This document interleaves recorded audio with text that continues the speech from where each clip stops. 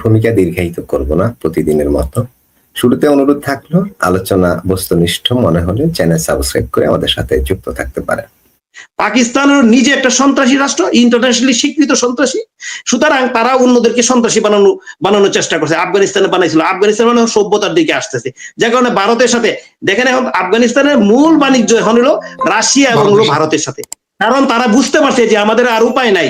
আর আমাদের এই দেশের কিছু আপনার আছে পাকিস্তান প্রেমী লোক আছে, কয় না আফগানিস্তান তো বিশাল সুবিধা করে আছে, ওদের তো জিডিপি ভালো, এরা তো খুব অবস্থা।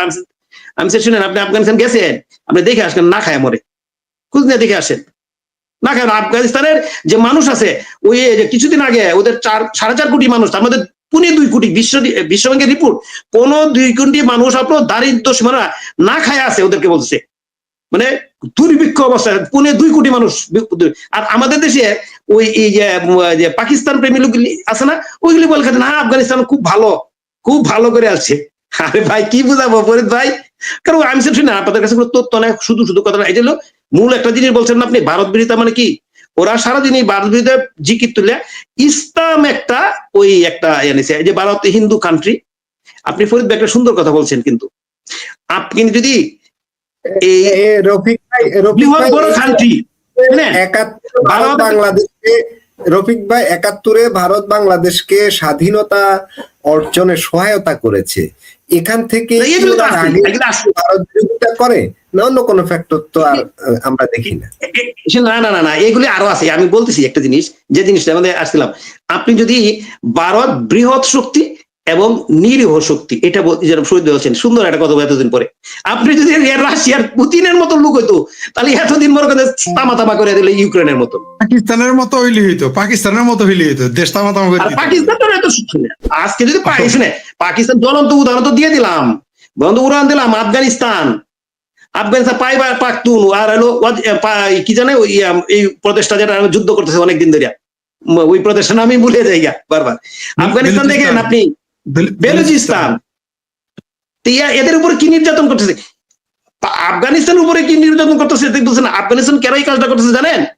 আমেরিকা আফগানিস্তানে যে আমেরিকার যে ঘাঁটিটা আছে, ওই যে আপনার বড় ঘাঁটিটা, ওই ঘাঁটিটার দাবি করছিল না কিছুদিন আগে, বাগরাম ঘাঁটি, বাগরাম ঘাঁটিটা দাবি করছিল আমেরিকা, দাবি করছিল, এবং এটা আমাদের পাকিস্তানের সম্মতি ছিল।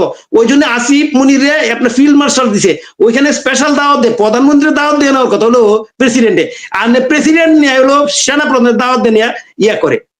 আর ওই আসিফ মুনি ওখানে গিয়ে কয় যে আপনি তো ইয়া পাওয়া উচিত, ওই কিনা অশান্তির উপরে নোবেল পুরস্কার পাওয়া উচিত। আমাদের ইউনূস সাহেবের একটা অশান্তির উপর নোবেল পুরস্কার দেওয়া যায় কিনা, আপনি এটার উপর একটা ইয়া করেন ফরিদ ভাই, গবেষণা করেন, একটা টপিক তৈরি করেন ইউনূস সাহেবের, বুঝতে পারছেন? এখন সে এলো এই ঘাঁটিটা চাইছিল আমেরিকা এবং পাকিস্তানকে দেয়া এই কাজটা করাই দিয়েছিল, কিন্তু এই আফগানিস্তান এই জিনিসটা যখন বুঝছে তখন এই বিট্রে করছে পাকিস্তানের সাথে।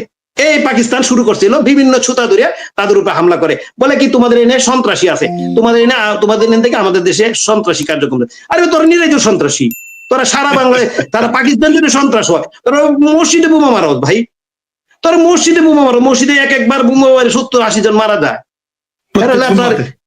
প্রত্যেক জুম্মায়।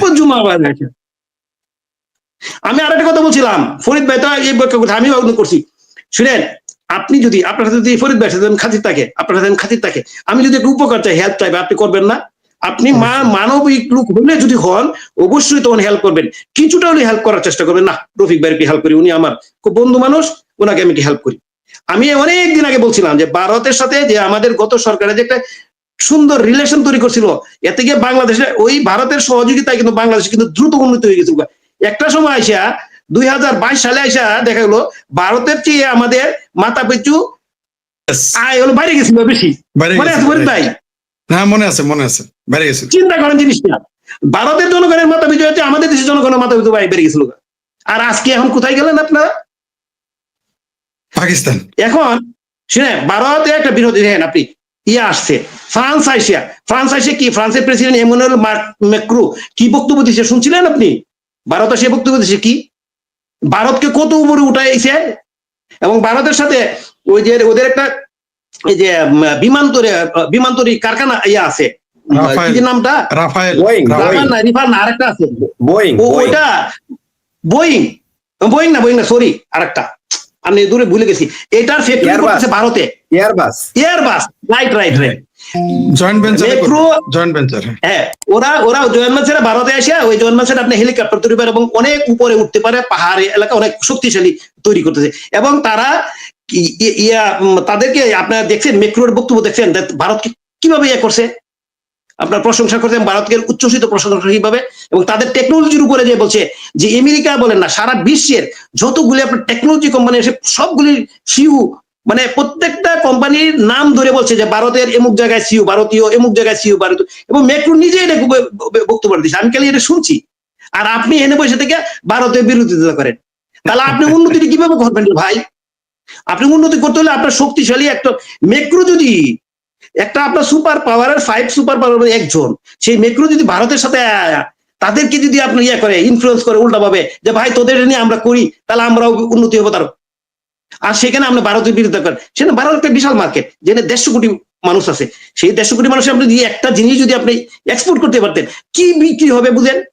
বাংলাদেশ সরকার কিন্তু এই জিনিসটা তৈরি করে ফেলছিল গত সরকার, যে ভারতে আমাদের এক্সপোর্টটা যাতে বাড়ে, কোনো একটা জিনিস যদি ভারতে যদি আপনার ঢুকাই দিতে পারতো ঠিক মতে, যদি মার্কেট পাই যেত গা, একটা দিয়ে আপনার না ভারত আমাদের একটা, ভারত জন্য আমাদের দেশে $10 বিলিয়ন এক্সপোর্ট করে, $12 বিলিয়ন, আমাদের একটা প্রোডাক্ট যদি ভারতে হিট করতো, তাহলে আপনার একটা দিয়ে আপনার $20 বিলিয়ন বিক্রি হবে। এবং আমাদের গত সরকারের চেষ্টা করছিল এবং একটা মজবুত পজিশনে নিয়ে যাইতে চেষ্টা করে, প্রায় চলে গেছিল, কিন্তু এই আয়সা সবকিছু ধ্বংস হয়ে গেছে। সুতরাং আপনি ভারত বিরোধিতা করলে আপনি পাকিস্তানের মতন ফকির ছাড়া কিছু না। পাকিস্তান ভারত বিরোধিতা করতে করতে আজকে বিশ্বের সবচেয়ে গরিব কান্ট্রির মধ্যে 10টা কান্ট্রির মধ্যে ভারত পাকিস্তান হলো একটা। সবচেয়ে বিশ্বের যে গরিব কান্ট্রিগুলি আছে না, ওই কান্ট্রিগুলোর মধ্যে একটা হলো আপনার আমি কিছুদিন আগে ডাটা পাইছিল, পাকিস্তান। আপনি পারমাণবিক থাকতেন, আপনি খায় আপনি হাগেন, আগে আপনি পুটকি দিয়ে বাইরে যাক, এই পারমাণবিক মধ্যে লাভ আছে কোনো? এই পারমাণবিক মারার মতো ক্ষমতা আছে আমেরিকা, খান ধরে সব আটকায় দিচ্ছে চাবি, পারমাণবিক ক্ষমতা নাই, ওরা সব চাবি ওদের হাতে। রফিক ভাই, আসবো আবার আপনার কাছে, আমি ফরিদ ভাইয়ের কাছে একটু যেতে চাই। ফরিদ ভাই, তো দুজনের আলোচনায় শুনলাম, তাহলে কি বলা যায় ভারতীয় পণ্য বর্জন আবেগের রাজনীতি, কিন্তু অর্থনীতির বাস্তবতা ভিন্ন কথা? ফরিদ ভাই সংক্ষেপে। এর সাথে সংযুক্ত আবেগ না তো, আবেগ তো ভালো জিনিস, এটা বদমাইশি রাজনীতি। আবেগ তো ভালো, আপনার প্রেমে, ধর্মে, রাজনীতিতে আবেগ থাকতে হবে, নাহলে তো প্রেম হবে না। আবেগ না থাকলে প্রেম হবে না, আবেগ না থাকলে দেশপ্রেম হবে না, আবেগ না থাকলে সমাজ হয় না, আবেগ না থাকলে আবেগ ভালো তো। এটা হলো বদমাইশি, বাটপারি। কোন বাটপারি? উল্টো দিকে নেওয়ার জন্য। মানে ওই যে আমরা ছোটবেলা শুনছি না, স্কুলে প্রাইমারিতে পড়ছি যে ভূতের পা চলে উল্টা দিকে,